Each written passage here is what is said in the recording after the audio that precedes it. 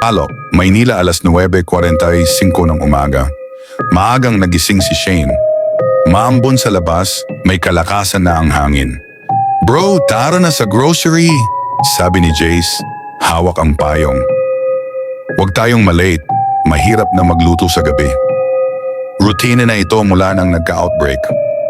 Sabi ng lokal na pamahalaan, wala pong delikado sa umaga. Ang mga nilalang ay aktibo lang paggabi. Kaya kampante ang lahat basta araw okay lang. Alas 11 ng umaga crossing, tapat ng abandoned gas station, habang naglalakad sa gitna ng ulan, napalingon si Jace. "Shane, tingnan mo yon. Bakit may tao sa kalsada na nakaluhod?" Nang mapansin nilang may basang lalaki sa gitna ng kalsada, nakasubsob sa katawan ng isang pulubi. Kinakain ito. Walang tunog, walang sigaw.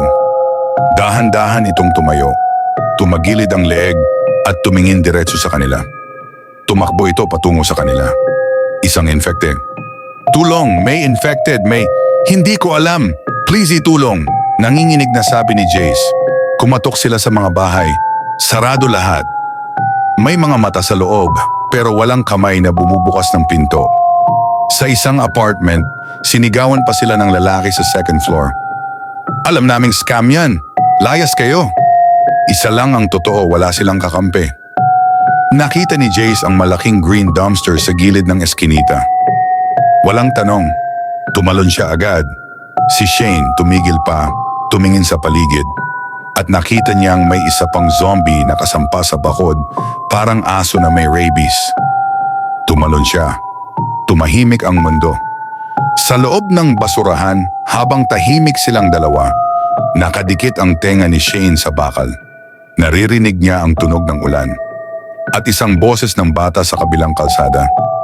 "Mama, akala ko paggabi lang, bakit may nakagat si Kuya John kanina?"